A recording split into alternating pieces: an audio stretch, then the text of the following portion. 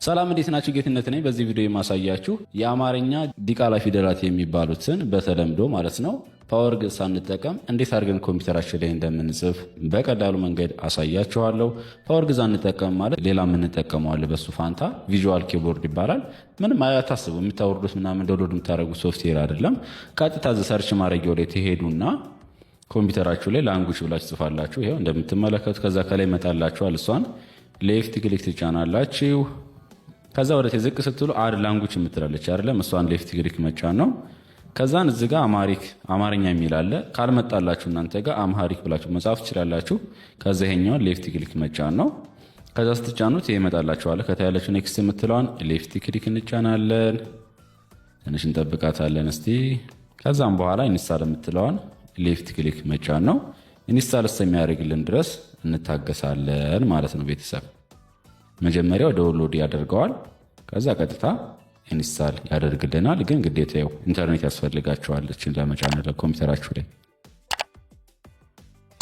እንደምትመለከቱት ዳውንሎድ ማድረግ ጀምሯል። ዳውንሎድ አድርጎ ጨርሷል። ኢንስታል አድርጎልናል ማለት ነው።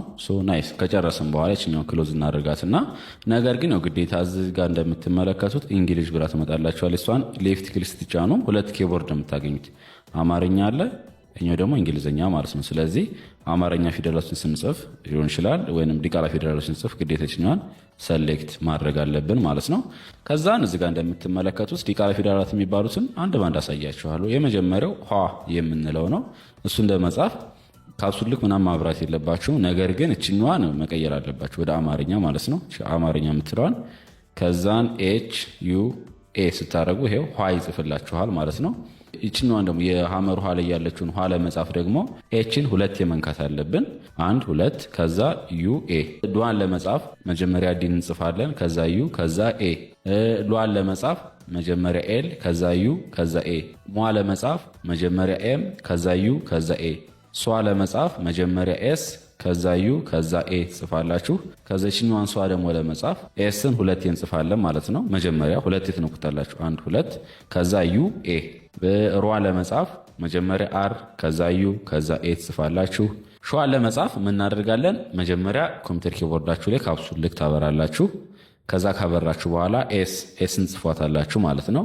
ከዛ ታጠፋላችሁ። እሺ የምትል ከጻፈችላችሁ በኋላ ካፕሱልክን ታጠፉና ዩ ኤ ሿ ጻፈልን። ቫን ለመጻፍ መጀመሪያ ቪ ከዛ ዩ ከዛ ኤ።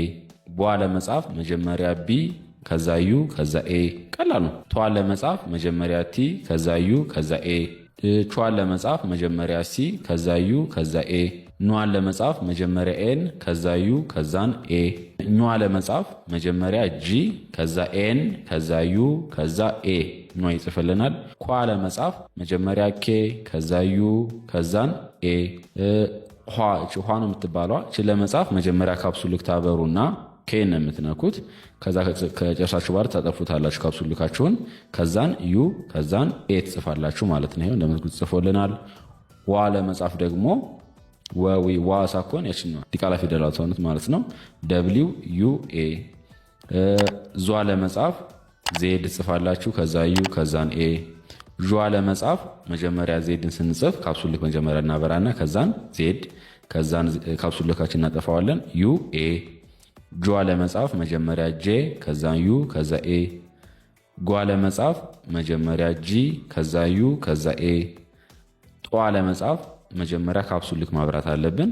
ከዛን ቲን እንጽፍና ካፕሱልካችን እናጠፋዋለን ዩ ኤ።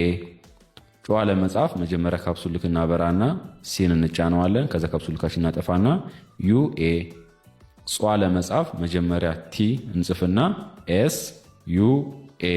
ፏ ለመጻፍ መጀመሪያ ፒ ከዛ ዩ ከዛ ኤ። ፏ ለመጻፍ መጀመሪያ ኤፍ ከዛ ዩ ከዛን ኤ።